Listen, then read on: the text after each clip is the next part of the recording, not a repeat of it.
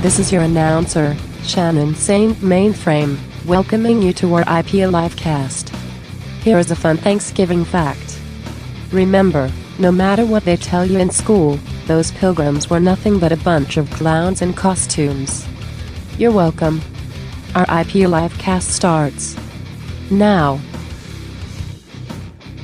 That's a double go for a pre-Thanksgiving episode of RIP Livecast, because I'm traveling, as you can see. I'm with my remote Livecast studio at the moment, so there might be some technical errors, but we're here. We're live in Technicolor, Daddy, on the mothership.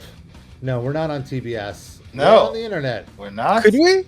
Can you negotiate that somehow? I don't think David Zaslav is interested in a podcast on Saturday mornings with three American Jews. He's a Jew, isn't he? He fucking employs Bill Maher. You think he can't give us a shot? Come on now. That's true. I don't know. I think based on our feelings on Israel Palestine, we just don't get it. What if we just agree to never talk about Gaza? Well, like we've been avoiding the topic here on the show out of respect to our listeners. It's a very serious topic. It's a very big bummer for me personally. Witness, because it's all about me. I like to center myself in any issue. Yes, you almost feel as though you're in a hospital and you've been bombed when you hear these stories.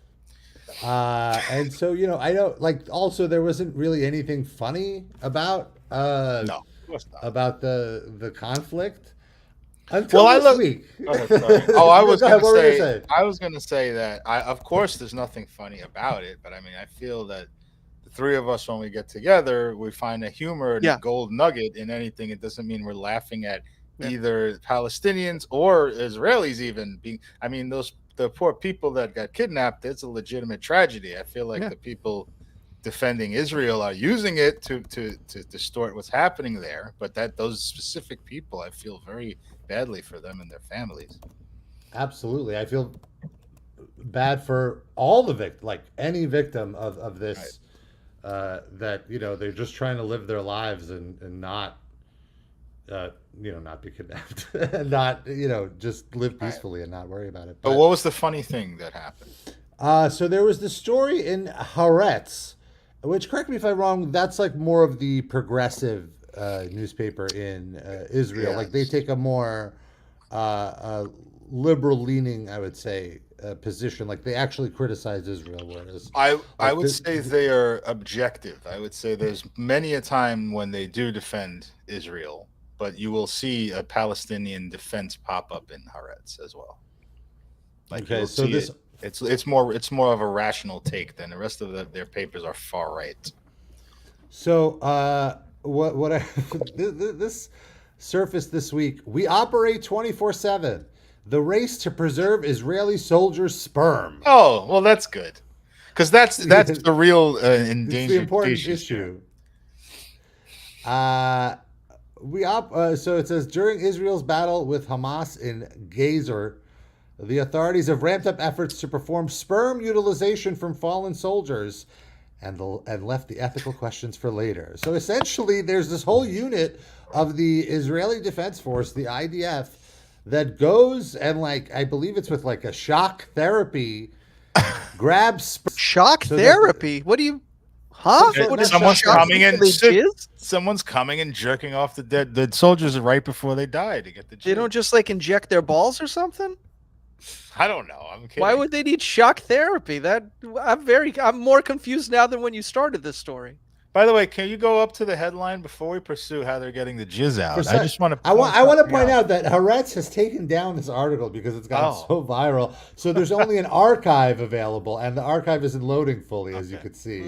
Now I want to get to this subheadline. They've left the ethical questions for later. Finally, someone is pointing out the real ethical problem with the Gaza Palestinian and Jewish conflict. Well, they're good at leaving the ethical questions for later in general. So this is yeah, they're used to it. Yeah. What a conundrum we have on our hands here. So, okay, when you first linked us this story earlier in the week, I didn't read the whole thing. I just assumed it was if somebody was killed and they have a wife, like a civilian wife who wants to have a family, they'll go get the guy's jizz and bring it to the wife so she could be inseminated. I didn't realize that it was just they're getting the sperm whether these guys have somebody to have a baby with or not. They're just banking random. It's at the request of the family. So yeah, a mom or a dad, I'm assuming. So here's this other article I found on this topic. This is like the dream of every Jewish mother. Think about it. All they want is grandkids, and all they want is their sons to marry the Jewish woman that they want them to marry to have these grandkids. So now the son's opinion is completely removed from the equation. But they don't want their son to be dead. Well, whatever. The grandkids are the most important thing. If it takes the dead son... What are you going to do? What are you going to do? If he's dead, at least we get his sperm. I get to pick the we woman. Have a right to determination. This is, oh my God. Well, let me ask you this. About this. How far of a leap is it from this to the mothers now implanting the sperm that they want into their daughter without their consent, rather than... So they browse a portfolio of dead soldiers to pick the perfect one for their daughter? Right. If the soldier or conversely, has no say, what if they're stealing eggs for their sons? Women are in the IDF and getting killed in Israel. I don't think their eggs can be extracted in the same way. They have to be ovulating, or it has to be their time of the month specifically for them to produce the egg. You got a 1 in 4 shot, I guess, of them dying at the right time of month. We go in, we look around. If there's an egg, we take it. We take it out, the eggs, if it's the time of the month, correct. If not, we dispose of body. But also, how many Israeli soldiers are dying in this conflict? Is there really that high a number? No, there's a lot. There's a lot of casualties. This is the highest amount of casualties Israel has faced in a while. But let's on October 7th specifically, the big massacre. Mm-hmm. The majority of the people that were killed were soldiers. No. Okay. So that was 1,200, but that number's kind of static, right? I mean, the Palestinians can't even move. I don't think they're killing anybody. Right, that's it. But no, I think that soldiers have since died. I don't think it's being as actively reported. But how many eggs were recovered? Well, so I don't know about the eggs, but so I found this Jerusalem Post article. Now, Jerusalem Post, I would say, is right wing. It's not. I would argue they are not objective like Haaretz, but. In this sense, whatever. It doesn't really, there's no lean here. So, families of October 7 victims, IDF soldiers support semen extraction law. Is that your favorite movie, Rob? Semen extraction law? Yeah. That's the new Law and Order spinoff. Oh my God. Law and Order Semen Extraction Unit, SEU. Instead of dun dun, it's like the jerk off sound, like the. I can't even do it. The fap fap. The fap fap, yeah. Law and cum hoarder.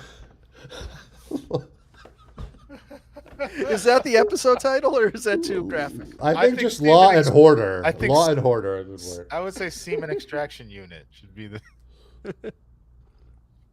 So 32 samples. This was on November 15th, 3 days ago. So far, 32 samples... So far, samples have been taken from 32 soldiers and 7 murdered civilians. Since the outbreak of war in Gaza, semen samples of 39 men, man, they're just getting to it. 39 men, 32 soldiers, and 7 civilians killed or murdered have been extracted at the request of families, wives, or partners who want to produce their progeny. In 3 other requests, the semen wasn't removed due to the time limit that can be usefully taken after death. What a shame. Is this like the 5-second rule? Yeah, I think there's only 2 hours where the semen is still semeny.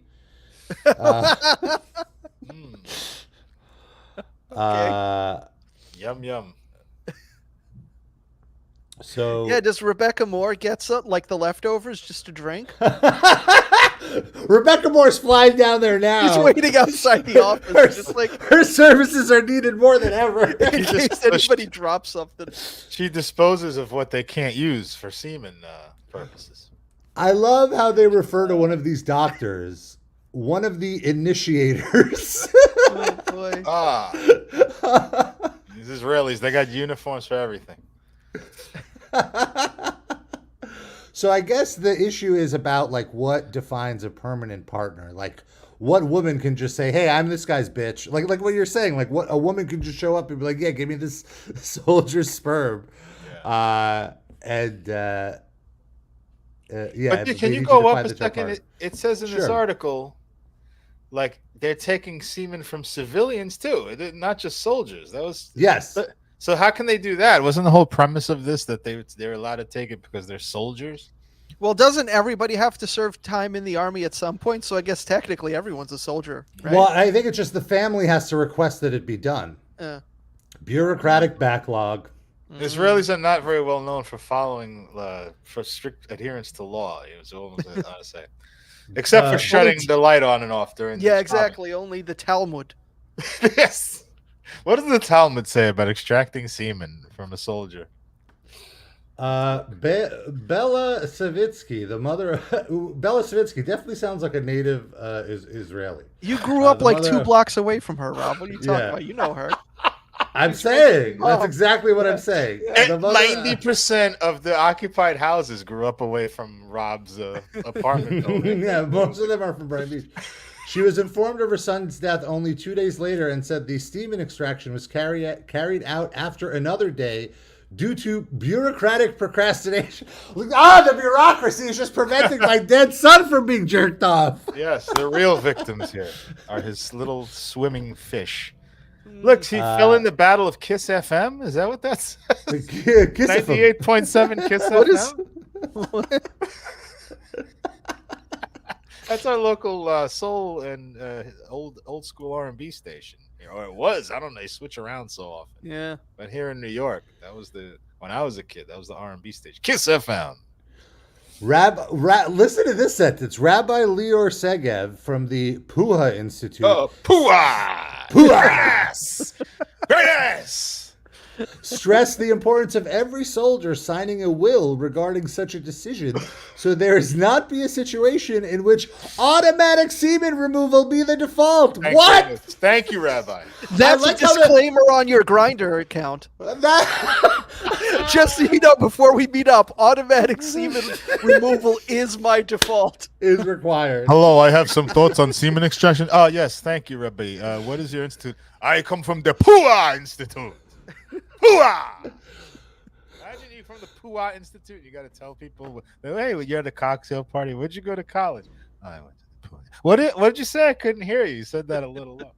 I went to the Puha Institute.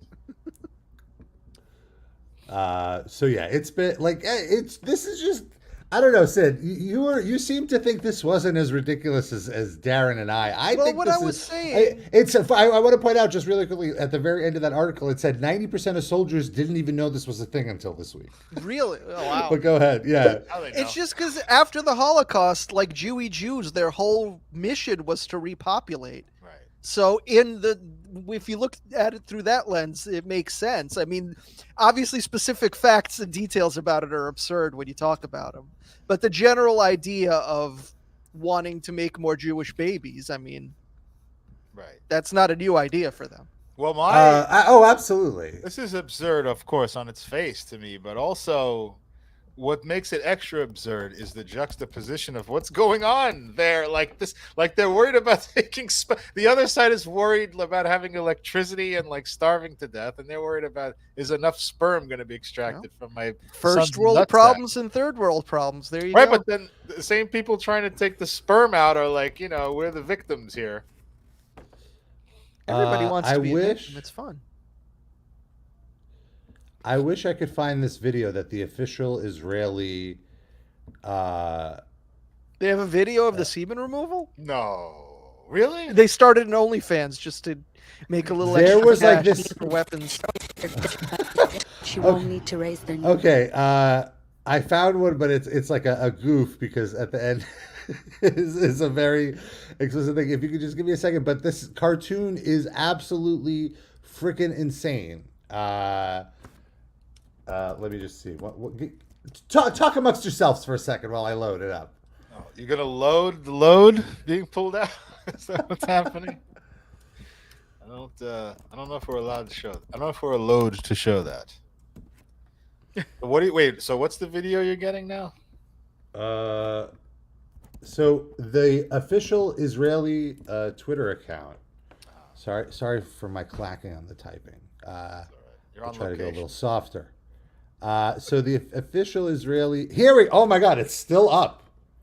Wow. Okay. Let me share this tab. So Israel. This is the official Israel Twitter account. Shaili Atari's husband, Yahav, was murdered by Hamas terrorists. She did everything in her power to retrieve his sperm so that her dream of having more children would live on, even without Yahav. Unfortunately, she was unsuccessful. There are still so many families we could save. Every minute counts. Bring back our children now. This is how basically the whole world learned of this. So here's this animation. It's fucking insane. She thinks it's just another rocket attack. And for our audio listeners, I want to point out this is a black and white animation, like almost a children's animation, portraying this Israeli woman as, in the grips of fear. Who prickles through Shiley's entire body, and it's outside their bedroom window. Her husband, Yahav, fights the danger as Shiley runs, leaving everything behind to protect their baby, Shaya. She hides from the terrorists hunting her. For 27 hours, terrified, praying that the love of her life will survive. She clings to hope that she won't need to raise their newborn alone. So 4 far, days normal. later, Normal. her heart shatters.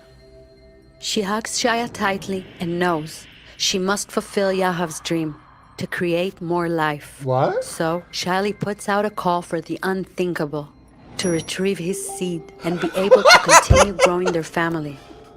She's in her own war against time, and the crowd leaps into action to complete her desperate mission. But it's too late. Shiley did everything she could to save her family. We still have time to save. Well, you know what could have saved your family? Not sending your fucking husband out to kill Gazans. That would have. Well, do they have a choice? You can go to prison. You can go to jail. No, you go to jail. Go to jail. But I was told that the jails there are very rough. So that might not have been any better. I'm sorry. I saw his sperm is in jail now forever. So, okay, can't be worse than political that. prisoner. I want to point out that there was I saw this on Twitter a year or two ago. This Taylor Swift fan account said, "Sorry, I haven't updated in 3 months. I was in prison because I didn't want to join the IDF." So if a Taylor Swift stan can withstand 3 months of prison in Israel, I think Yahav could have withstanded it. But he had a newborn baby. Right.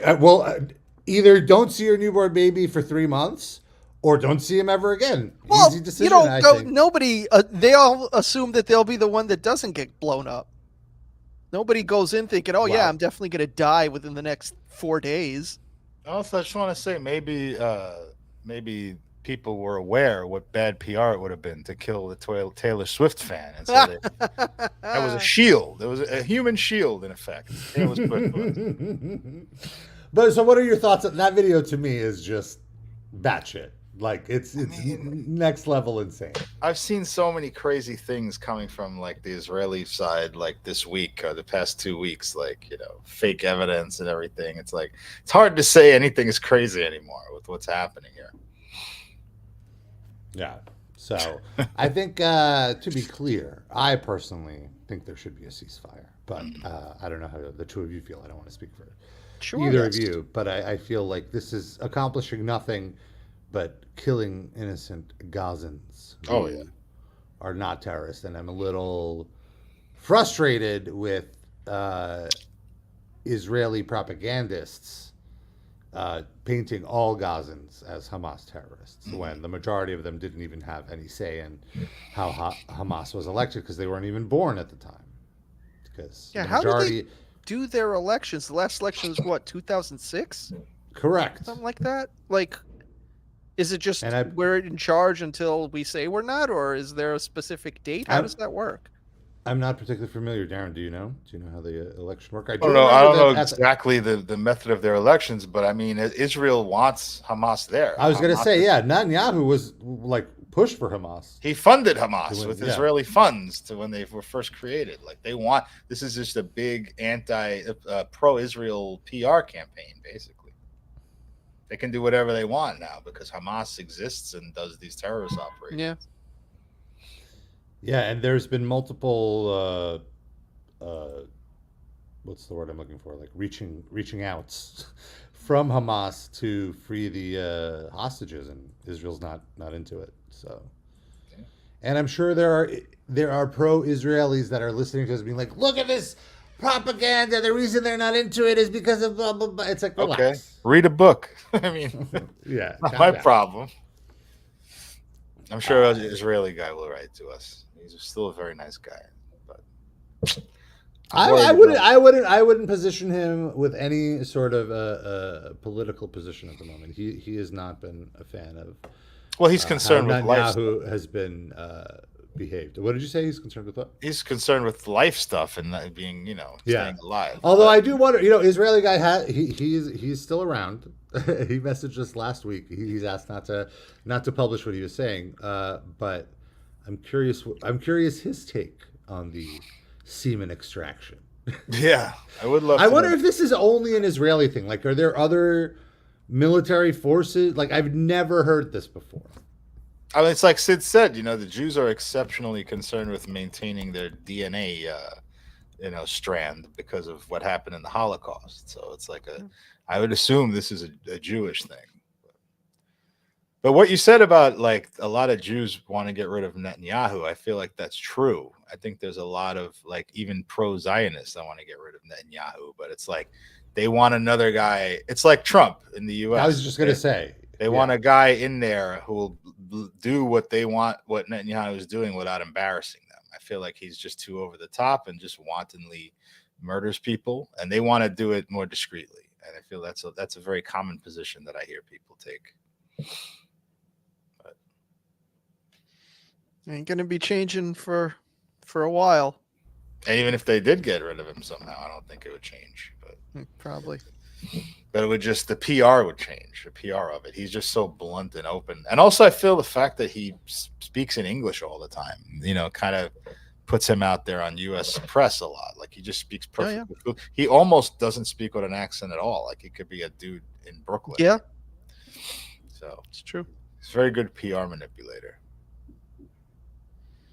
So I'm trying to find how they actually extract the sperm. All I'm seeing is most countries have outlawed the sperm extraction. So it's been so most countries have thought about it to outlaw it. It's come up as a so to speak. Question. I guess so. All right. Well, interesting.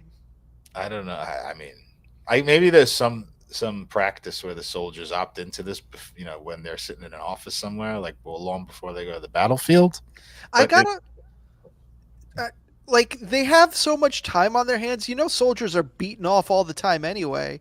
Can't they just have them like beat off into a cup at some point and then just save that instead of waiting till they're dead?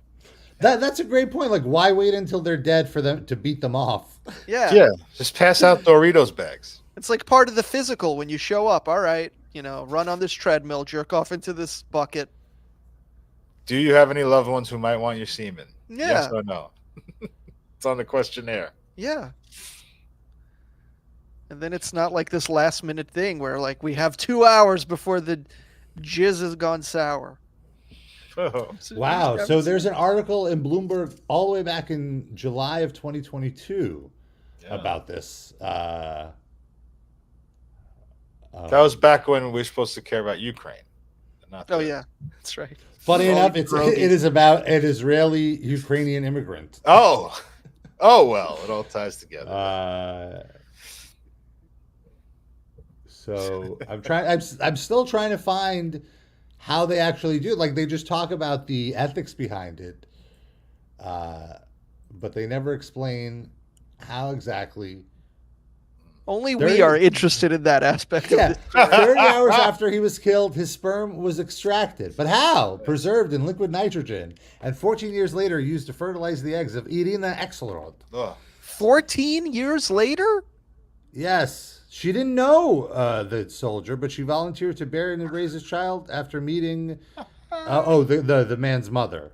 Of course. It's always the mother. God damn. So you called it, Sid. This is exactly what you're like. I need a grandchild. I don't get it. My son is I'll dead. wait 14 fucking years till I find the perfect girl. She was only 5 years old when he died, so I had to, mark my calendar and wait till she turned legal, and then first thing, cram my son's jizz right up her snatch.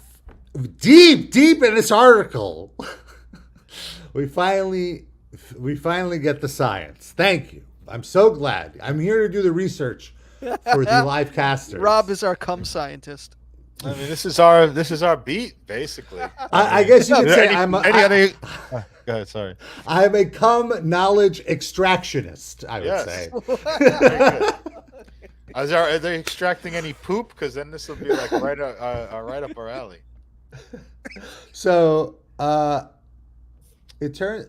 So the grandmother wasn't sure where the thought came from, but a German best friend who was with her contacted the army. The call was made by the chief casualty. How does the Germans get involved? I kind of. I don't know, but that worries me. Yeah, seriously.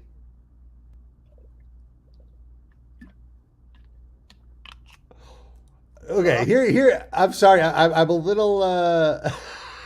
What is going on? There's just so much insanity here. So the grandmother, when she saw, when the soldiers came to her to tell her that her son was dead, she shouted in Russian, "We must get his sperm!" Oh my God. But no one understood what she was talking about. But apparently her German best friend contacted the army, and there is a method to do this. And it turns out the procedure existed. After a man dies, his sperm cells live up to 72 hours and can be retrieved with an incision to the testicle. There we go, yeah. And then frozen. We checked with legal and medical authorities and went ahead. Today, it's becoming routine. All right.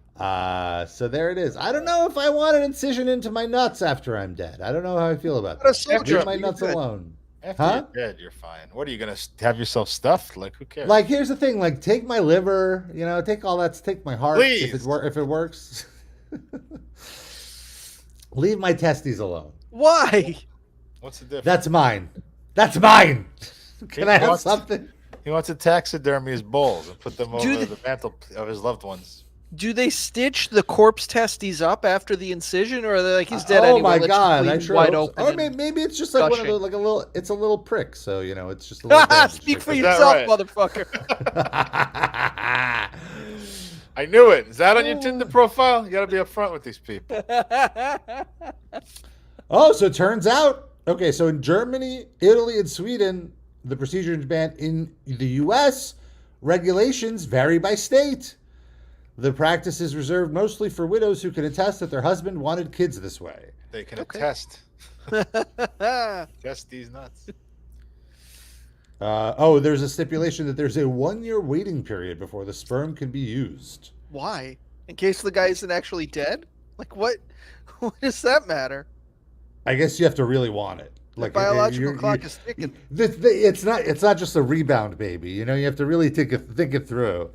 Jeez, all right. Well, as long as it's still viable. I feel, if we're talking about the ethics here, you're committing to raising an orphan, a bastard or what. Jesus I don't know Christ. what a polite way to say it is, but this child you're immediately taking away one of their parents. Well, the mom can remarry.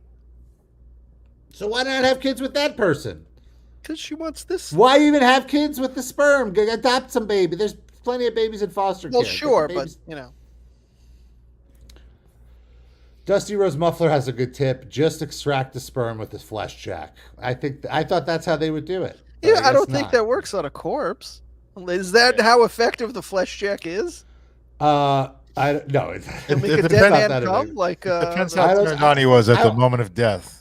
I'm gonna Google if you can get an erection after dying. You definitely can. I've heard. But I don't know that you can jizz. You're right, after dying. What about Palestinian sperm? All sperm matters. Actually, in one of the articles, there was something about how in Israeli prisons, Palestinians are known to what Sid was saying, like jizz in a cup, and then like the jizz is then like like smuggled to their. There are jizz smugglers? Do they have allegedly? I thought that was a slur. You're not supposed to say that. It's not nice. Wow. That's a documentary we need. What was I gonna say? With Dusty Rhodes' comment. If you have anything else to contribute on this topic, because it's a little bit of a segue, but when Dusty Rhodes made that comment about Palestinian loads matter, I had a little bit of an anecdote that kind of relates to that. Oh my God! Okay. Not the loads part, the mattering. So I went to this.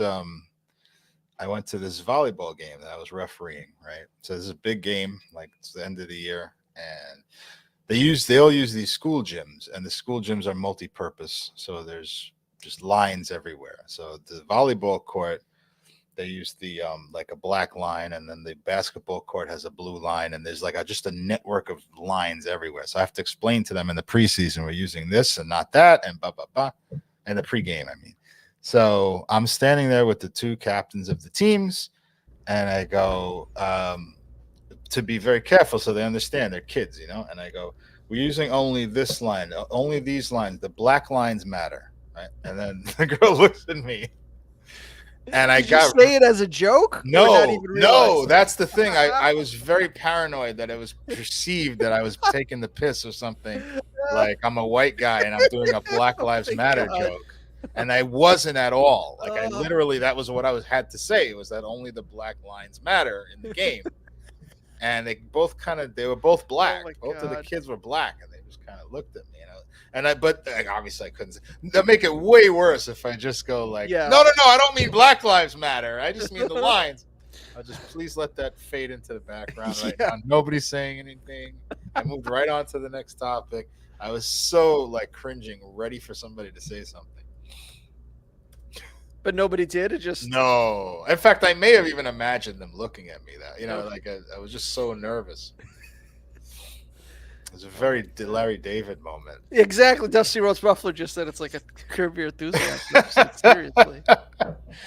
Yeah. Do we want to talk about the other volleyball thing that I had happen to me this week? Yes. Just really quickly, I want to insert that you cannot jerk someone off. You can only jerk someone off to completion if they're brain dead. But if their heart stops working, you cannot jerk them off to completion. The only way they can get a boner, but the only way to make them come or to get their cum would be the post-mortem sperm retrieval, as we've discussed. You've jerked off some brain dead people before, haven't you, Rob? Oh, you son of a bitch.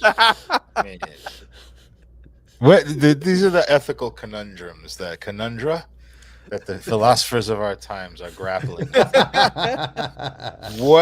What constitutes ethical semen removal? This needs to be a debate question when Biden and Trump go head to head. I guess consent would be. They're taking sperm all over our battlefields. Beautiful American sperm. They're killing our babies 10 months after they're born. Then they're taking their sperm. We have the best sperm. Have you seen the sperm, Fabio? Israeli sperm. Not so great. Not good. They're taking it. Don't know why they're taking it. They're taking it. This is what we're finding out. Boy, I have some great sperm, don't I, folks? Don't I have the super sperm. Yes. And then Biden just confused everything. That's just going. They're taking it from. They're just taking it. They're just taking it from the nutsack. This is what I heard. This is what I'm hearing. They never took it from corn pop. He probably has like a jar of Beau Biden sperm that he could bring with him to the podium. Yeah, it's a jar. It's like when I keep my licorice. Oh my God, he dips it.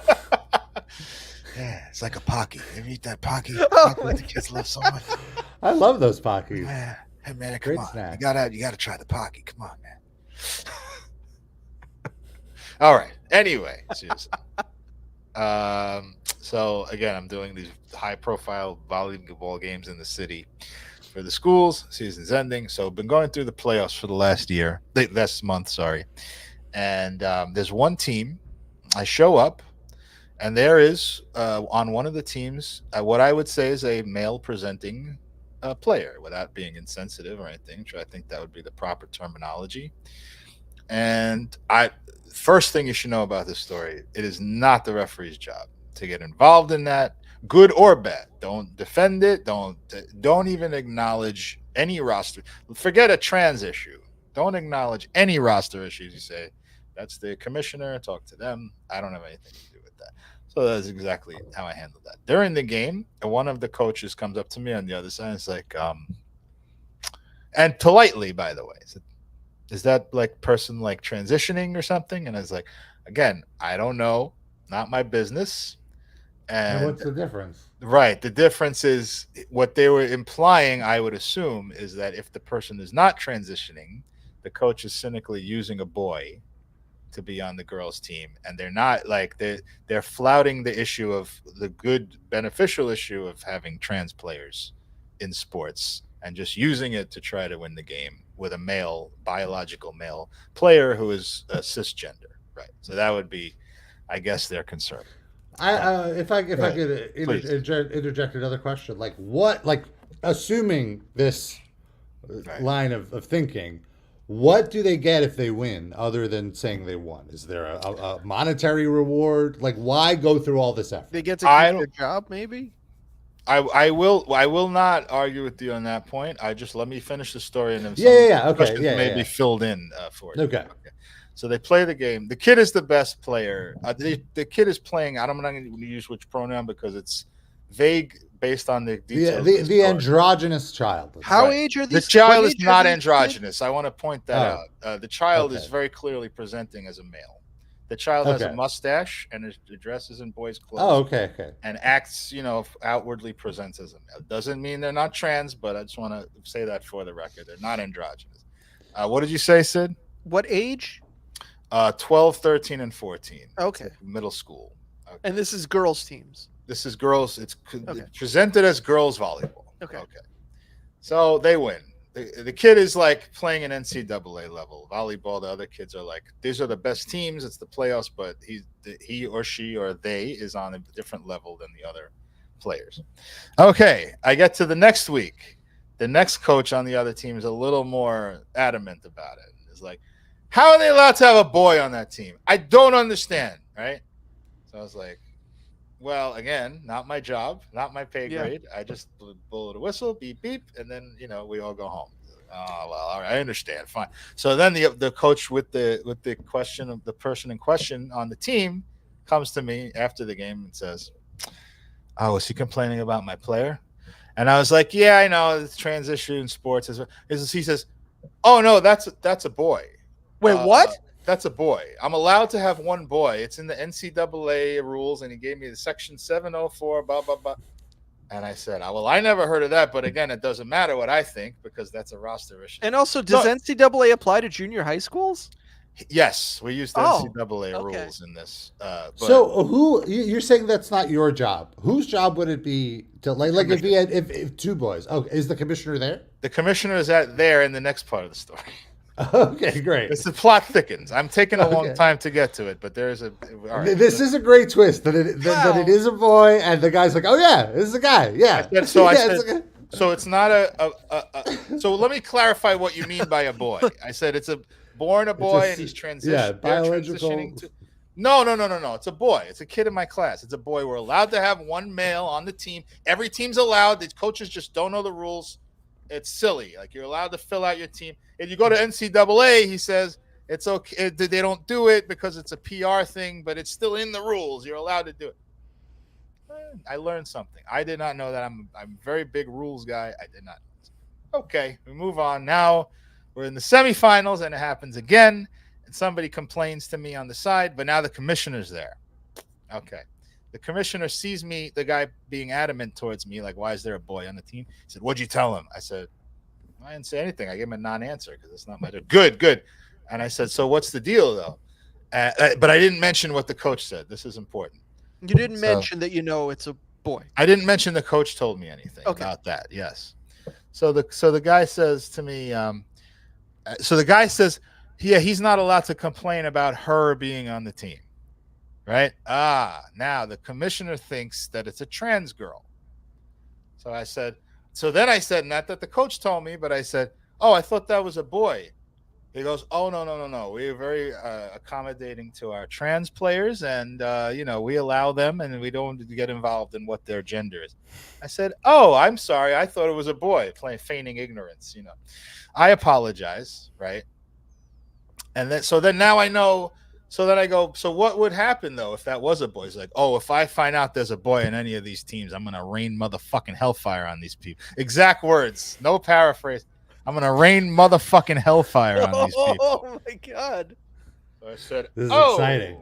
So now I know somebody's fucking lying to me. I know either the coach is lying about that rule or the commissioner knows what's going on and he's friends with the guy and he's just letting it happen and trying to feign like he's serious about the trans issue, or the coach just thinks that he's allowed to have but I don't think that's the case, that he thinks he's allowed to have a boy, because he was talking to the commissioner about this thing and very carefully did not describe this player as a boy. So he said it in front of the commissioner. He didn't say she, he said they several times. He said my player. He was very, very creative. So I think he's using the trans issue to just sneak a boy on the team. So your instinct is that the coach is cheated. Like the coach is deceptive. Then why wouldn't he just 100%. Say that to you also? Why would he tell you the truth? I think he's dumb, first of all. And also he thought me being a referee, I would identify more with the rules aspect of it. And that's what I would believe. And then when he goes to maybe he found out later that the commissioner doesn't like this and changed the story in between the two parts of my story. But I was thinking about this over the past few days, and I especially wanted to ask Rob, because I don't have the answer to this question. We all agree. First, put this on the table. We all agree if it's truly a transitioning teenager, they deserve to be on the team. Yeah. Is there any difference if it's just a boy who the coach wants to put on the team to get an advantage and they're not trans at all? Do anyone have a problem with that? I think it sucks. I don't think it's like shitty sportsmanship. I think it goes, exactly. It goes against the idea of sportsmanship. Agreed. Whereas I feel the nuance of, like, if this was a biological female, born a female, who is transitioning, who is like in mid-transition to be a boy, I would be inclined to say they should play on the boys' team, but I would understand. Like I think it's a gray area with the sports, so I think they should be allowed to play on the girls' team, but. Fully identified cisgender boy on a girl, like what's the point of the gendered sport then to begin with? Like why stop at one? Why not just have total intergender teams? Right. Agreed. Well, yeah, that's the other thing. So if there were intergender teams, there'd be no problem if they were ranked by weight class and ability level and all. Yes, exactly. But they're not. So it's not fair to the girls, I feel. But I don't. But I sound in my head like I'm making the conservative anti-trans argument, which I am not. I don't think you are. No. It sounds like the same verbiage, though. You know what I mean? That's the thing, though. It's shitty sportsmanship, and he's using like a real issue to gain an advantage in junior high school volleyball.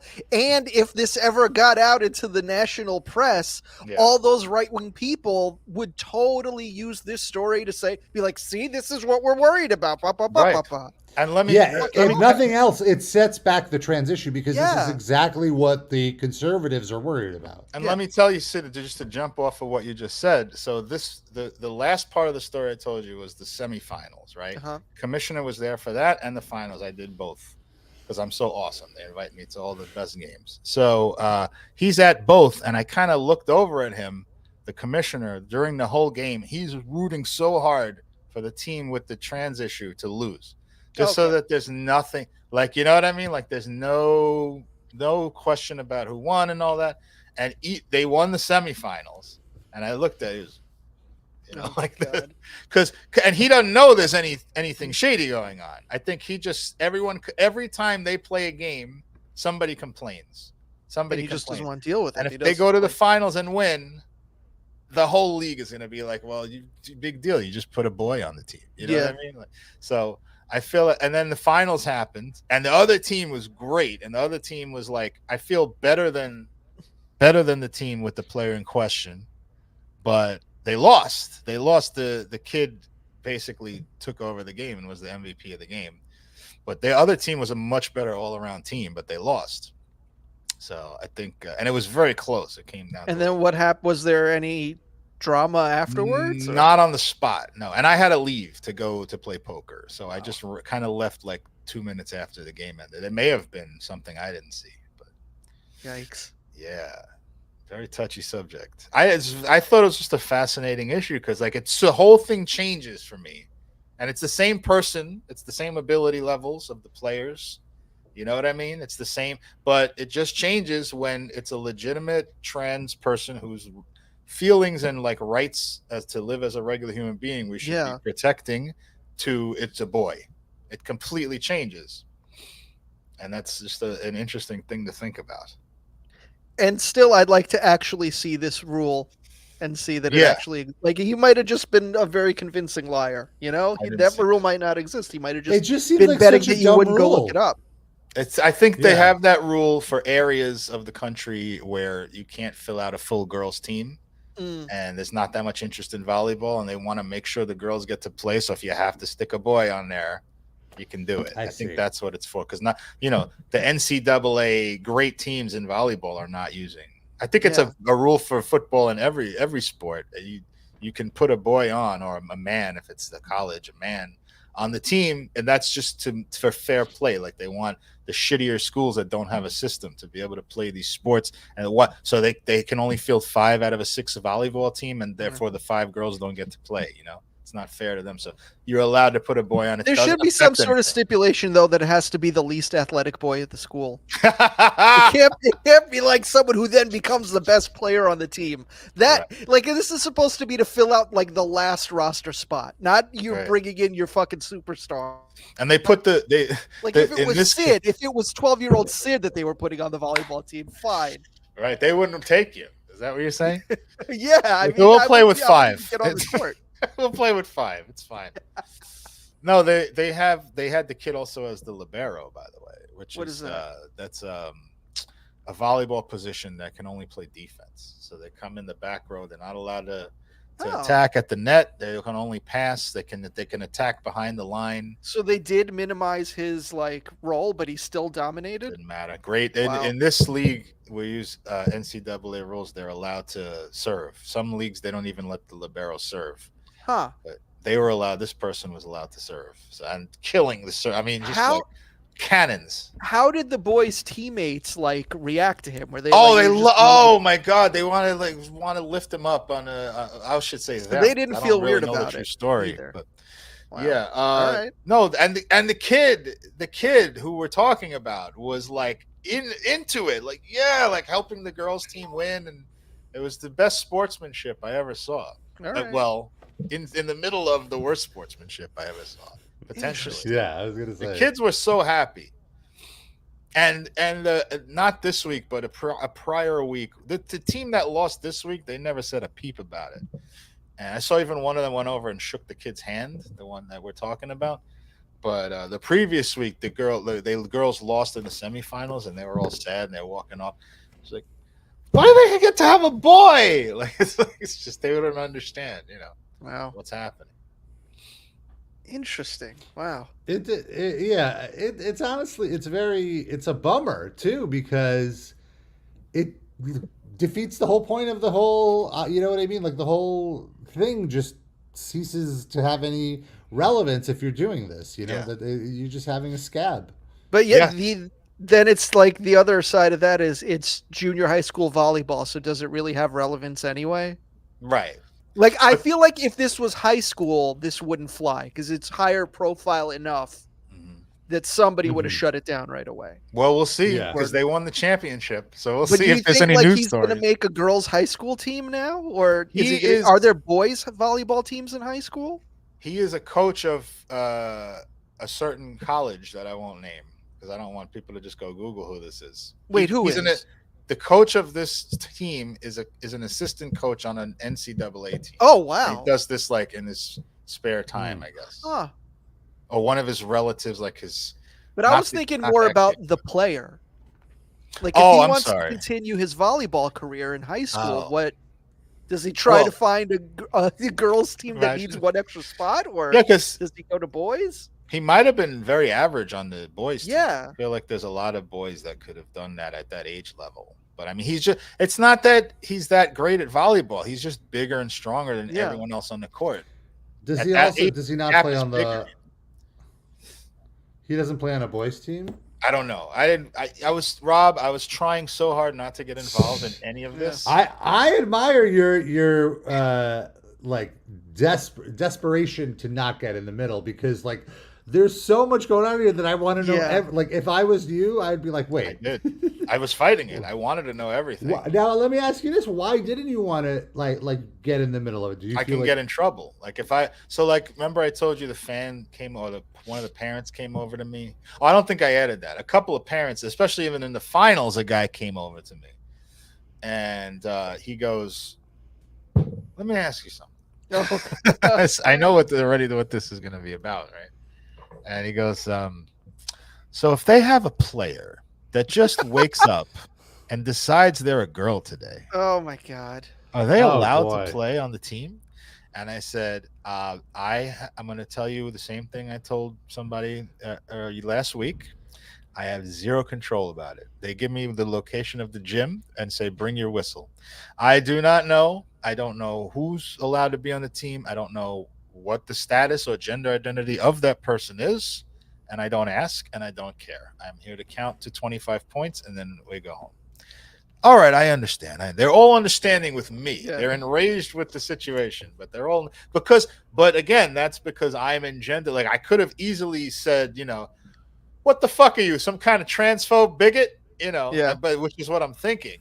But I'm not going to say that's. I'm at work. You really, I have to be political somewhat. Yeah. That's how I feel in my jiu-jitsu gym as well. Oh, no. That I just don't want to talk about politics. Like, I don't want to know you're a scumbag, So while you're on the floor grappling, you don't whisper in the other dude's ear about the semen extraction story that you heard about? SEU. Did you see this in the news? What a time to bring that up. Ron, you should try that. Just when they have me in a triangle where I'm in their crotch, like, oh, have you heard about the semen extraction unit? What do you think? I'm a dead Israeli soldier? You gonna jerk me off now? Get off! Shame them into not beating you. Look, a quick man cometh said, I wrestled in high school in California, and some of the rural high schools had girls wrestling intermixed in. So few girls were interested in it that they just had it co-ed. Yeah, I feel that's the genesis of that NCAA rule, which is they just don't want the girls to just abandon that sport. So they say, it's a lesser evil to have boys playing it. I mean, I'm sort of old school, so I feel like if you're a girl in a high school and the girls' wrestling team is too small to exist, then just fight in the halls like we used to do. Like, just find somebody you don't like and hit them. Do it yourself. You don't need to bring boys into this. Just pull someone's hair, throw them down a flight of stairs, beat the shit out of them with your backpack, whatever. It's fine. There's other ways to get that out. Would be my suggestion. Sid, have you ever gotten into a fight in school? Oh yeah, tons. Oh yeah, really? Tell us about it. In junior high school and elementary school mostly. Because I've always been an asshole troll, but so mostly I was the instigator. Sometimes I wasn't the instigator, and I'd be like defending another kid or something. But I held my own. Tell us the story. It never got too crazy. Us the story. I can't think of anything specific, but like sometimes I would just annoy kids with my teasing until they hit me, and I have to hit back. But it always got separated. It never got too heated. Most of it I don't remember, but there was a lot of it. I never got like bloodied. It never came to like me having a bloody nose or any shit like that. Wait, somebody would throw somebody else down on the concrete, and that was basically the end of it. You held your own so that they wouldn't take the semen out. I'm too young. I don't know if I had viable semen at this point. Thankfully, we didn't find out. The SEU didn't come to extract your balls. We have a 6-year-old down in the playground. Stat, get at those balls, right, if you could find them. How long has he been out? Oops, wrong sound. There we go. Yeah, I realized like I haven't had a fight in my adult life. And quite like the last one I could think of was when I was like 15, maybe, where it was actually a smaller kid who kind of fucked me up. You're a giant, so I'd assume it's a smaller kid. Almost any fight you'd get in. Right. And I remember feeling very humbled to the point that I was humbled to the point that I was like, oh, I don't know if I want to fight. And then like the rest of my life, I went out of my way to avoid any sort of confrontation. And yeah, ultimately I think fighting is stupid, but now that you do it like every morning now. Yeah. But I don't think that's fighting. That's more grappling. It's grappling. It's not fighting. Well, it's also fake fighting. When you were 15, what was the fight over? Do you remember? I don't remember. It was just like a playground fight. I don't remember what. I might have been teasing him now that I think like another second about it. Like I was teasing him and he was upset about something I said. Dusty Rose Muffler said it was like the Big Show versus Rey Mysterio. That's fair. I almost I shouldn't say that I almost had a fight. I thought something may have progressed toward a fight recently, but it did not. I'm telling so many stories here. Go for it. Okay. And so I was doing some job on the weekend and I left and I had a big gap. I had like a 3-hour gap before I had to go do another job. So I'm walking around Manhattan and one job was on the Upper West Side, Riverside Drive, and the other one was in Lexington and like a little bit north of Union Square. So I had to cross town. So I decided to walk because I had 3 hours to kill. So I'm just walking around looking for something to eat. And I had to go right past where Madison Square Garden is. No. And it was the day of a Ranger game, but that also was about 2 hours away. So all these Rangers fans are doing the same thing I'm doing, which is walking around the city, killing time, right? And I didn't do this on purpose in advance, but I when I leave, I was doing a football job in the morning. So when I had my stupid referee hat on. So I said, I don't want to walk around with that. So I brought another hat, and it was my Islanders hat. So I put that on while I'm walking around, but I didn't do it to antagonize anybody. Like I just was walking around. So there are all these Rangers fans walking around, and then like one of them just comes up behind me, a couple, and just goes, "Hey, fuck the Islanders!" And I didn't get mad because I'm almost 50 years old. And I said, "Hey, fuck the Rangers," and we had a little laugh, and it wasn't a combative at all. The guy left. Another guy comes up behind me, and I don't see who it is or anything. From behind me, I hear, oh, of course, he's got a mask. Coming from a guy wearing a fucking mask. I was wearing because I was walking through a very congested area. Yeah. And one guy, right before all this happened, like 30 seconds before, someone hacked up a lung, like to my right. So I just I have the neck warmer, and I just pull it up if I feel there's something floating around me, and then I take it down again.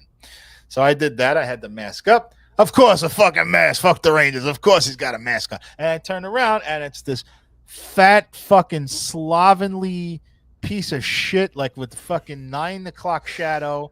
And like he's like he looks like if Douglas Levison was a full height, sort of. And a little bit younger than that, like the young version of Douglas. Oh, he's walking with his girlfriend or wife or something. She looks only like one notch better than he does. He's wearing baggy fucking pants that's like sagging down, and a sweatshirt with a Rangers sweatshirt. Just the filthiest, fucking, most repulsive human being, approximation of a human being that you can imagine. But I'm just baffled as to, like, of course you'd be against the Rangers if you're wearing a mask. Yeah. What? Our Rangers are New York City Islanders are Democrats now, I guess. I don't know what the fucking thing. They're libs. Anything. It just underlines anything I don't like is political in it. Yeah, you know what I mean? But really, couldn't this have been? Yeah, like I feel like the inverse could be true as well. Whereas, like if you're in Long Island wearing a mask with a Rangers hat on, an Islanders fan could just as easily be like, "Of course, a Rangers fan." But that would be slightly, I think, just based on demographics, that would be slightly more reasonable of an assumption than vice versa. Possibly. Well, why so? Well, because Long Island's a little bit more right wing than New York City. Yeah, I would concede that. Even though okay, that's fair. Yes. So they would assume Darren's from Long Island and not like a New York City Islanders fan, and so in that way, sure. But well, but wait, there's more. So just to illustrate the point I'm driving at here, the first guy walked by, said something about my sports team. You know, it's sports. I don't really care for people that do that anymore. I might have been like that 20 years ago, 30 years ago. Now it's like, and I say it back. We do the kabuki dance, you know, and then it's over. This guy said something about me personality-wise. I don't really fucking take kindly to that. So we're both now walking the same direction. He has passed me with his wildebeest girlfriend. And I say, do you have a problem with that? Do you have a problem with me wearing a mask? And then I think he just recognized that now he has crossed the line that he shouldn't have. So he clammed up. He stopped talking. He put his head down. He's walking forward. The girlfriend turns around to me and says to me, "Yeah, you look stupid." And I immediately, sometimes you don't know the right thing to say in a moment. I immediately said the right thing.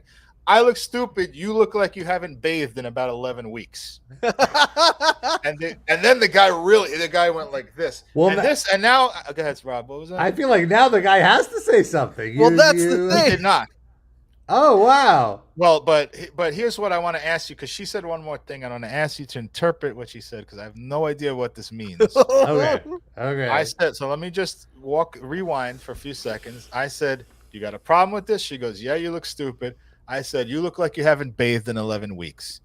And she says, she turns to him, not to me, and says, "Oh, maybe I should go out with him instead." What does that mean? Why would she say that? Because I cucked him and I won the battle of the jungle or something? What is that? I have no idea what that means. Yeah, maybe because he didn't stick up for her. Yeah, but she was laughing. It didn't seem like she was truly shaming him. But maybe that's their kink or something. I don't know. But I said, I actually don't remember what the next line was, but I basically intimated I wouldn't fuck her if she was like the last vagina in the known universe. That wasn't actually what I said, but I very clearly rejected her offer. Yes. And they both went, and I actually had to peel off to go to my destination, so I went. And then so we're going like separate directions now, and they kept walking. I was like, "You made the correct choice today. Keep fucking walking. You would have ended up on the sidewalk." And that was the end of that. That is my goodness. I don't take kindly to that shit. I don't mind. Again, sports, we can go back and forth all day. It's banter. Believe me, there's no need to make it personal. I have a rippling, blistering passion for hating the Yankees and their shitty fans. But even the worst Yankees fan, I'm not. If they just stick to sports, I can go back and forth with them about sports. And it dies there. That's it. That's the end of it. Once you start talking about a mask, you don't know why I'm wearing a fucking mask. How the person could have an autoimmune deficiency. Could be nothing related to COVID. Could be anything. I have an 80-year-old mother that I don't want to infect her with anything when she's around me. Why you don't have any right to talk about that shit. Keep your fucking mouth shut.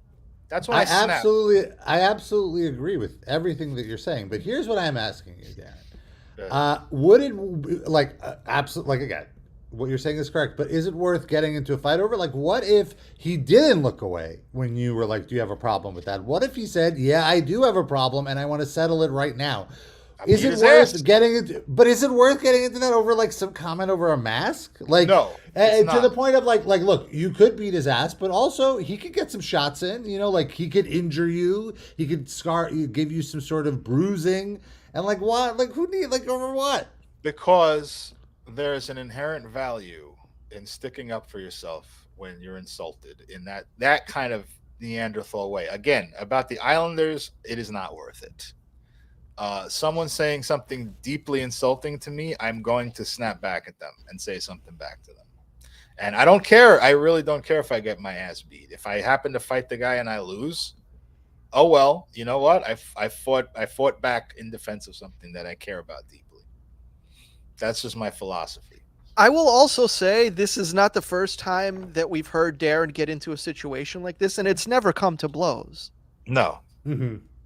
Like, when was the last time you actually had a physical altercation, Darren? Oh my God, fucking ages. I can't even remember. I was on a stupid kid. I can't remember. Because I feel like when someone gets into a thing like this with you, that they're just being an idiot, and once they realize that you're serious, they always back down.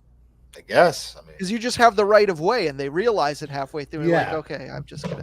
Because but also, it's never. Yeah, that's why he's right. So when he gets into it with these people, he's picking his spots, and I think that they're not gonna. I don't know that. You can't know for sure, but I feel like you have a sense that this is just an idiot, and I'm gonna put them in their place, and I'm ready to scrap if we have to, but we're not gonna have to.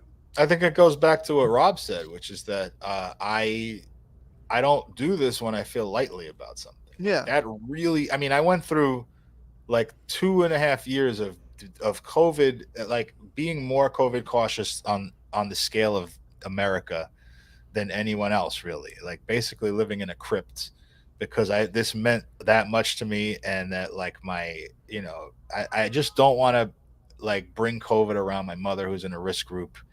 And I'm extra cautious about it, and I don't need to hear these fucking meatheads like twits like making fun of me for something that I feel strongly about. So so like what Rob said earlier, I pick my spots when I really feel passionate about something. Again, I'm not going to just walk around looking for a fight. Yeah. But I think the last one you were talking about was with the Israelis in my neighborhood. Well, they weren't Israelis; they were Ashkenazi Jews. But remember, the guy came up to me. I told this on the show. The guy came up to me, like they were just walking. This was in the middle of literally in the height of COVID. And just walking around without a mask and almost fucking coughing on me. And I said something to them. And the guy actually tried to start a fight with me. Yeah. Well, there was also at the Mets game, right? Like, oh, that guy looked like he would have fell over with a feather. Yeah. If I pushed him. The other one, the one with the young Jews, they actually look like that could have been a competitive. They might have been IDF. You never know. Yeah, could have been a competitive BJJ contest. You knock them out, and all of a sudden, there's like an ambulance pulling up to get the jizz out of the. Yeah. Knocked out. I'm not afraid to get into a fight with somebody that could beat my ass. I thought you were going to say, I'm not afraid to get my jizz extracted. No, not at all. Please take my jizz willingly. I will say, like, I am a lot less afraid of getting my ass kicked now that I've taken jujitsu, in the sense that like the pain is very tolerable, like the soreness or whatever. Yeah. But the danger is someone could have a knife or a gun or something. But right. You could die crossing the street too.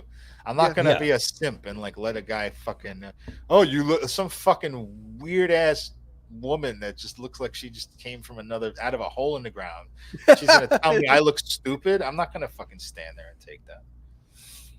I'm gonna say something. It may not come to blows, but I'm not gonna fucking that's very funny and turn around and walk away. What kind of a simp am I? Yeah, no, I'm not. I'm just saying, getting up to the fight, I wouldn't. I'm not sure that I would take it there. I would certainly throw some insults back at them. I would love to see that. Can you video that if that ever happens? Sure. I'm sorry this was like the story show. I feel like I've monopolized like half the show with this stuff. There's nothing wrong with that at all. I accept your apology. Thank you, Rob. I feel very bad about it. Do you have any others? Do you have any other stories? If anything comes to mind, I'll let you know. I had my semen extracted the other day. Oh! After a nice date. No. Social life is like very on pause right now. I'm just doing a lot of shit. But it's a lot of texting with a couple of people. That's about it. Sexting? No, feeling out process. No dates. I have a fun story about sexual stuff I wanted to bring up. I kind of forgot about. So, ever since the pandemic, or I don't know, the pandemic, maybe the war, lube prices have gone up. Silicone lube specifically, because it's oil, like the things you don't think about when you're not into the lube scene. And it's like, look, if you want to have gay sex, it's a lot easier with lube. Especially Does Vaseline not work, or just a fistful of spit? They work. Okay. Absolutely, they work. Are those more expensive now too? I don't know about Vaseline. I've never used Vaseline as lube. The smell turns me off. The smell is not erotic at all. Yeah, it's like Bengay almost. Yeah, it smells too sciencey. Too if medical. you half empty a jar of Vaseline and then pour honey in there and then just mix it up? Oh, I don't want honey on my dick. That's just making both things worse. Yeah. Come on, Sid. It smells nice, though. A little lavender. A little sachet of potpourri. This is like a 101 textbook on how to ruin good-smelling things. Dusty Road says water-based lube. I don't like water-based lube. It's too sticky. It's not. I don't like it. It's gross. I prefer a nice silicone-based lube. Swiss Navy is my brand. Yeah, we've talked about it before. Yes. Before you go on, Rob, I want to ask a question of Sid. Actually, have you ever used lube in your heterosexual sex? Oh yeah, I fucked some asses. In the ass, right? That's the only time you'd use it, not in the vagina. Like a dry vagina, something not working for some reason. Were you fucking raw or with a condom? I think mostly raw. Mm-hmm. I believe. I guess the condom could be lubricated already anyway. It's true. I only had anal sex with a woman one time, and there was no lube involved. Wow. Yeah, it was difficult. Did you open her up? No, I don't have that big of a cock. It's very average. I know, but still, I mean, the butthole is very tight. It's not meant to be any sort of penis. You have to really relax them. It felt roughly equivalent to a vagina, which means she may have had anal sex a lot. Well, maybe she recently had diarrhea. Oh, yeah, I feel like exactly. If it felt not as good as a vagina, but in terms of like tightness, it was like only slightly tight. It was like a tight vagina. Okay. Mm-hmm. Okay. But so, I don't like running low on lube. So I was running low, and I needed to make a purchase, and I did a little lube shopping. Finding the best online deals, or in person. Online. Okay. And somehow it came to be that the cheapest place to get lube, this particular lube, was Walgreens. Okay. And it didn't even make sense, because it was like buying a few of the 4-ounce bottles, like volume wise, would be cheaper than buying a 32-ounce bottle direct from the manufacturer, which I'm like, what? This doesn't make sense. And on top of that, Walgreens had some promotion where you get 25% off a digital order of any kind, or just of any kind, any digital order. Wow. And so they're really targeting the gay Jewish community here. Well, look, this isn't just for gay Jews. Any Jews, if you have pharmaceutical needs, go to Walgreens.com, get a 25% discount. Oy vey. Right. Oh, okay. No promo code needed. This is not even a live read. But here's the warning. Here's the warning. When I go to check out, Walgreens is like, oh, this is eligible for free same-day delivery. And I was like, no, I don't want that. I want it in a box shipped to me. But no. You want it in a box so that you could get it in a box. It is same-day delivery. And so long story short, the same-day delivery is, in fact, they outsource it to DoorDash.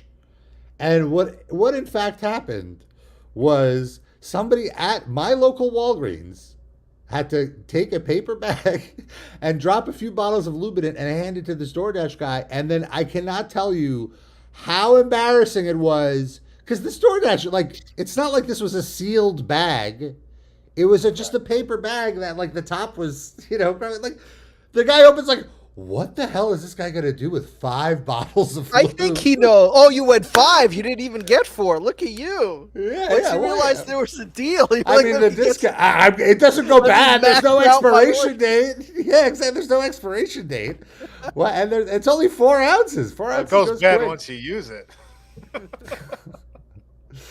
But yeah, so not only that, but when I get down there, my first floor neighbor is outside smoking a cigarette, and the guy's like, "Oh, do you know whose apartment this?" So it's like there might be a chance that she knows what you get up to.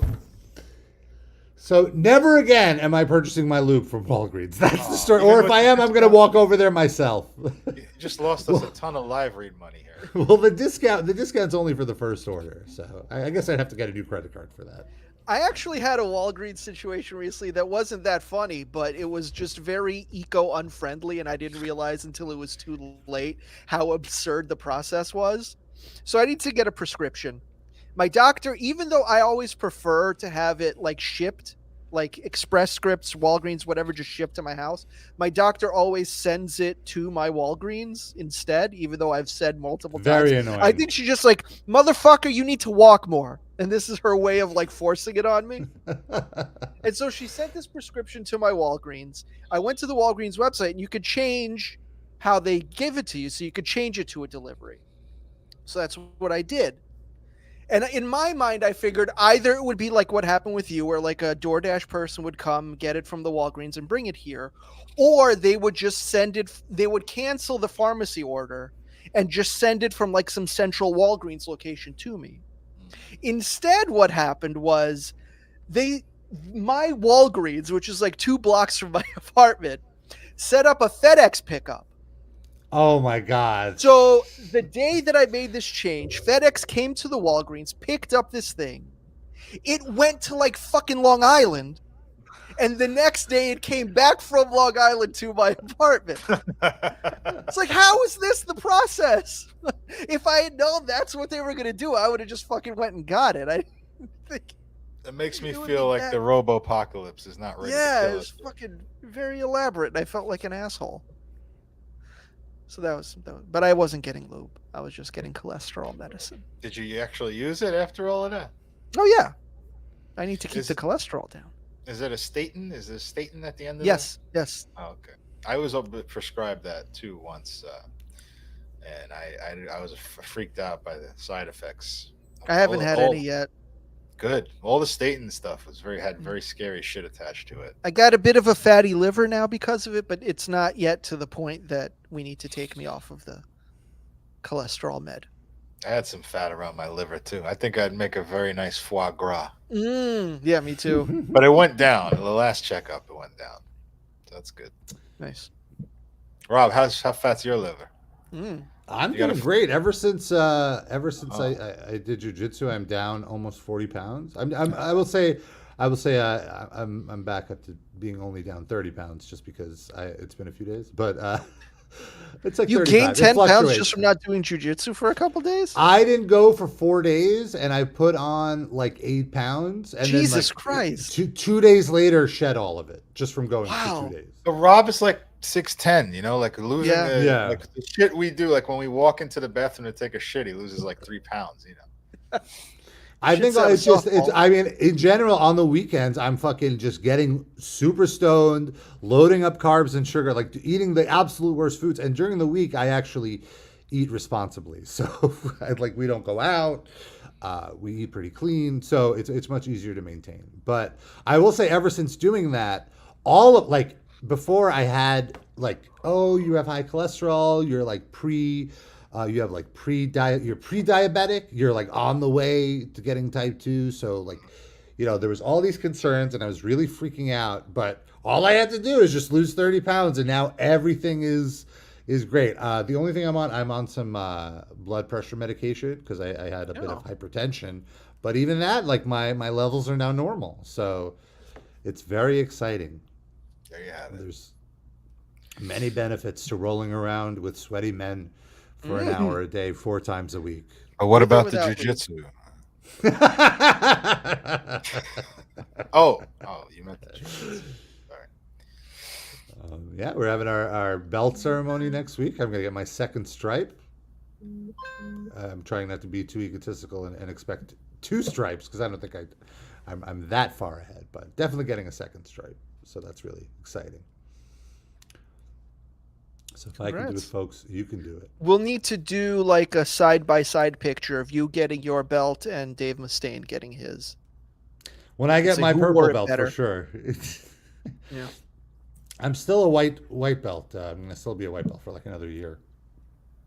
It's about a year or 2 until a full color belt promotion, depending on how often you go. But I've been very consistent. I would say I'm one of the most consistent people in the morning, so that's really exciting. Like even the coaches recognize it, so that's really nice. Really is it possible to fail the promotion test, or is it just like it's a formality? It's not a test. It's just it's like a reward for coming, essentially. So you can just it's like the same thing. Like I'm gonna come. Yeah. Oh wait. So even if you suck at jiu-jitsu hard, like you can't do any of the exercises or anything, you still you can become a black belt if you just show up. Well, the idea is by showing up, you will suck less, which is what if definitely you don't? True. If you just not I mean, it's up to the coach, I guess. Okay. But the criteria is not necessarily like, oh, you have to. Actually, that's interesting because I don't think it's as serious for adults. But for in the juniors, there is like a test that you have to sort of do in order to be able to get ahead. But I think is that the class you're excelling at? Did you get demoted? No. Oh. No, it's the younger kids. I think for the adults, it's up to the coach's discretion because they do walk around every class to see how everyone is drilling the moves and all that stuff. But I think the majority, what's most important is that you just show up. Yeah. If you get in 30 hours, you get your first stripe. 60 hours, your second stripe. 90, and so on. Okay. But yeah, it's crazy. Like I'm even at the point now where there's people that have just joined in the last month or 2, and like I'm giving them tips, which I'm just like, wow, look at me. You said it's 4 days a week? I go 4 days a week. You can go as much or as little as you want, but initially I would say start with 2 days a week because. Thanks, you give me tips now. The stamina required. I've never felt more gassed than when I initially started the jiu-jitsu, just because you're just not used to you're putting your body through that, like rolling around in such a aggressive manner in a short time frame. You get really tired very quickly. So I could only really do it 2 days a week, and then eventually built it up more and more. There's this one girl. She's insane. She goes twice a day, 4 days a week. So she goes 8 times a week. How long are you there? Does she ever sleep? Like what the fuck? 8 hours. Well, she the reason she's so on top of it is because when she gets jobs, she can't go at all. So just when she has free time, she wants to do. What does she do? I think she's some sort of artist. So it's like a on again, off again type thing. On Jet.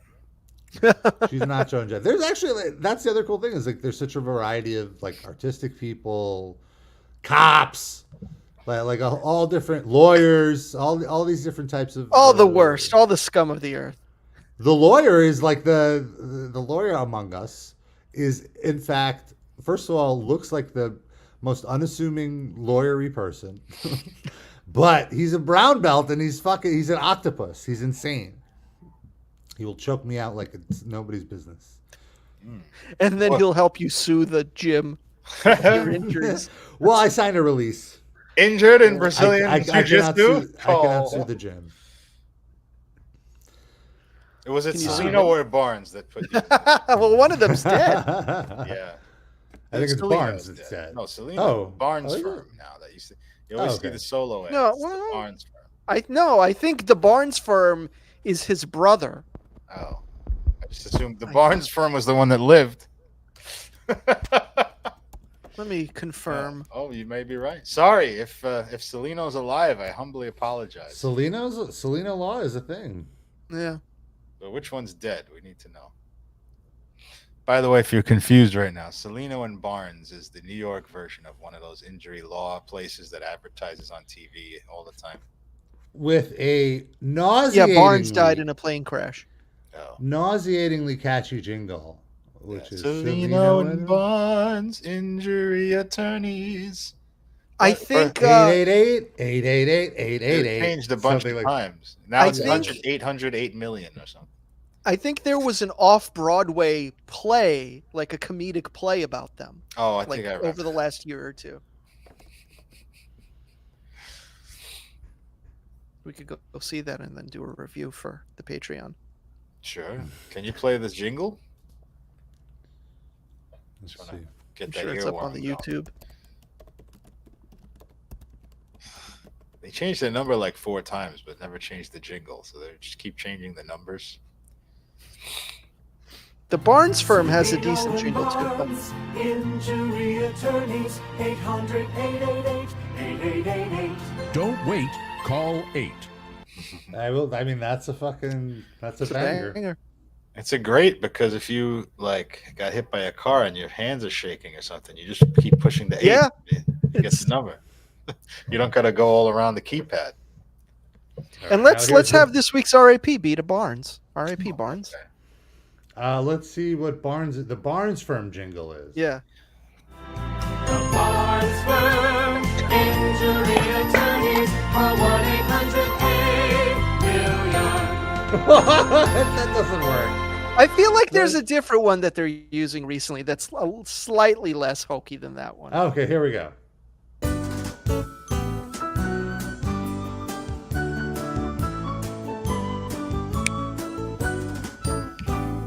Just the instrumental? I guess so. The Barnes firm, injury attorneys, call 1-800-8-million. Yeah, there you go. They zazzed it up a little bit from that last one. So it's just 8 and then the rest zeros. Yeah. And I don't know if Salino has his own jingle now or not. I can't think of it, if there is one. He might be more no nonsense. Maybe that's what caused their breakup. Was Salino wanted to go away from the jingle, and Barnes wanted to stay with the jingle. And they broke up. And then Barnes died. Oh, okay, there is one. How do you choose the right personal injury attorney? Insist on lawyers that consistently achieve strong results. I don't like it. Over our careers, our lawyers and I... Both sides try to have it be as close to the Salino and Barnes jingle as possible without being lawsuit worthy. I think Barnes did a slightly better job. Yeah. Huh? Not even an area code on that. Anyway, we're going to get out of here first, folks. Before we go, I want to talk about our RIP Livecast Music Break playlist. You can find it on Spotify by searching RIP Livecast Music Break. Every week, we each add a song. There's almost 40 hours of music, 593 songs up in there. And you can give it a search. It's free to listen to. My pick this week is from The Kinks, All Day and All of the Night. I just fell down a Kinks live rabbit hole earlier this week, and I really feel like they don't get the credit that they deserve for being so good and so ahead of their time. And I think you can argue that while it's very much not metal or punk rock, they are the prototype for that, for aggressive, for power pop, I guess would be the term. I was listening to some of the stuff, and it I'm just blown away at how heavy it was for the time, and just imagining parents yelling at their kids to turn down their racket with these amazingly catchy songs. So absolutely check out the Kinks. If you don't know where to start, just look up their best of. I mean, you've heard at least you've heard 20 of their songs already. You just don't know you just don't know it. Yeah. So I picked All Day and All of the Night because that was the one where I'm like, man, this is so heavy. I couldn't believe it. I could believe it, and I love it. So that was my pick. What did you pick, Sid? You and I earlier this week went to see Neil Hamburger, and it was maybe the funniest I've ever seen him. He was fucking on fire. It was great. He had this Dave Grohl rant that was one of the best things I've ever seen. I laughed until I cried. But his opening act, huh? No, he was right. I mean, it was. I mean, it was I all couldn't about. Get it was bulletproof.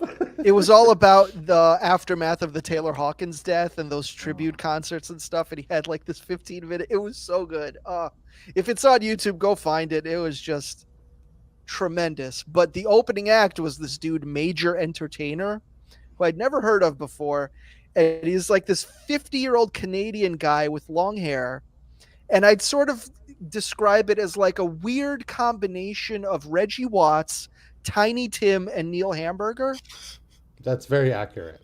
Like the look and the vocals were Tiny Tim, but then he had like all these like effects pedals and stuff like Reggie Watts. And then he did jokes in between that were sort of like low-level Neil Hamburger jokes. Yeah, he went for so long. He went for 45 minutes. Yeah. That I started to think like, is this the person who portrays Neil Hamburger, and this is just Greg his Turkington? new bit Greg Turkington, thank you, that like he just loves doing this bit so much, but it's not popular, so he just gets people in so he could do this bit that he loves, and then he'll go and change into Neil Hamburger. And I swear, like up until literally the last moment of the show when Neil Hamburger went, thank you, good night, and I walked out and I saw Major Entertainer at the merch stand and realized there's no physical way that Neil Hamburger could have gotten from the stage to the merch stand this quickly. It's Tony Clifton. That I was like, okay, these are two different people. But like the comedy didn't quite work for me, but the music was very good. I in fact wanted to look up some of his music, so I'm glad that you added him to this thing, because it's like they're stupid songs, but they're still very, very catchy. There two songs stuck out for me, one of which I could not find on Spotify, which was called Sleepy Weepy. The one I did find that I liked was I Love This Hotel. It's 90 seconds long, and it's about a hotel he went to that was really good. It was very catchy and infectious. And Darren, what was your pick? Well, I'm going to keep the comedy theme going because I played a song by the late great Gilda Radner. From her album Gilda Live, her great comedy album, I think from 1980, I want to say. Oh, I didn't even know this existed. I have to check it out. I love this album. Let me tell you how I discovered this album. I was at one of my mother's friends' houses, and we were there. They were just shooting the shit, and I was just left to wander the house. I was probably like, I don't know, 7 years old? I don't know. I was a kid. I can't. Well, can you look up what year that was so I'm giving accurate information? But I was definitely a small child, and I'm wandering around this house, and I'm just looking through. There's a bunch of records, and the top one sitting on a table. Do you have it? Sorry. I'm looking for it still. The top one is Gilda Live, and I just put it on the record player. There's nobody around. I just put it on, and she starts singing all these fucking curse words and stinking. And it was a kid's song. This is a children's song. It's called "Let's Talk Dirty to the Animals," and it's like a kid's song structured as a released 1979. Okay, so it was after that because I was at least 7. I was 4 in 5 in 1970. I was 7 or 8, and she says, "Fuck you, Mr. Bunny, eat shit, Mr. Bear," and this is the height of comedy to a 7 or an 8. Hell yeah. I was singing that shit on the bus, and I didn't have the record anymore. Like it was at this person's house, so it was all in my head. I just remember I played the song like 4 times in a row until my mother finally called me out to go somewhere to leave, and I had this song stuck in my head for months. And then I said to my mother, "I need you to get me the Gilda Live album," and she's like, "Oh, great! I love Gilda Radner. She's right on board." I played it with her. She sang. My mother sang with me. "Eat shit, Mr. Bunny. Fuck you." And my mother was very cool about that type of thing. So I love Gilda Radner. She was taken away too soon from us. Another RIP. National treasure, yes. Everyone go, if you don't know Gilda Radner, look her up. She was on SNL and also did a lot of other very funny things and stand-up and other shit. Also, RIP also stands for Retrieving Israeli Protein. I would also like Gilda Radner. I feel like she's like the prototype for the Tina Fey, Amy Poehler type character too. I feel like she was like the first one to really get mainstream success, being that kind of like not necessarily hot but cute and like funny. Her comedy was way more physical than either of them. Yeah. That's true. Yeah, she's more like Tracy Ullman. Appeal, that's a great point, Rob. Like, she's not like classically beautiful, but I think when she starts being funny, she becomes like the sexiest person in the world. Like, absolutely agree. I was so attracted to Gilda Radner. Like, if you saw that woman walking on the streets, she's not unattractive, whatever, but she starts talking, I'm like, I want to fuck Gilda Radner. Gene Wilder was her husband. Yeah, I was going to say, and I feel a lot of women feel about him the way we feel about Gilda, where like he's like a sex symbol. Yeah. To some people, even though you look at him, you would never think so, but like you see him perform, and it makes a little bit of sense. 100%. And then also, I'm sure there's just a segment of people that want to fuck Willy Wonka. In general. Rule 34. There probably is some of that. Yeah. We also have another playlist pick from Livecast fan Lando Danks. So I will read that now. He picked the song The Nukilavi, I think I'm pronouncing that right, by Hellripper. Nothing like some thrashy blackened speed to kick you in the ass and give you a reason to run circles in your living room. Very solid solo project from the Scottish Highlands. All hail the goat. Do they growl in a Scottish accent? That would be great. Oh my God. Could tour with Falconer. Not even going to attempt that. Falconer, Mountain Man. Having a little trouble with the sound effects. I've played a few. Have you ever heard the sound effects today? Not today. Yeah, no. I figured that because you didn't react at all. So I was like, it's not working. I'll get damn. that hammered out before next week. All right. And of course, if one of the added bonuses of being a patron is you can submit songs to add to our playlist, just like Sid just called out. And it's only $5 a month, patreon.com/RIPLivecast. And you get 2 bonus episodes every month that are 2 extra episodes in addition to the weekly free episode that we do for you. Our most recent bonus episode was just posted earlier in the week. And it was a really, really fun episode. We went about an hour going through a bunch of old, very weird, but very hilarious links. And we listened to Falling in Reverse's reimagining of the Papa Roach song Last Resort. And the reimagining is worse than we could have imagined. Yes. And so a lot of fun stuff there. And then what do we do at the top of the month? I forgot. We did a listen along to Lulu. Metallica and Lou Reed. And by the way, on my trip down, I had a road trip. I listened to the Velvet Underground and Nico, and I still had those like Lou Reedisms from Lulu in my head, and it like was affecting my enjoyment of one of my all-time favorite records because he has that there's that one song where he goes like, I am tired, I am weary. And it almost sounds like it could be on Lulu. He's doing that cranky voice. Someone should isolate just to get the backing tracks and put the Lulu lyrics on his good albums and see how that sounds. But that the Velvet Underground and Nico album, timeless record. So good, so chill. I love it. And so that's fine. That's $5 a month. $10 a month gets you.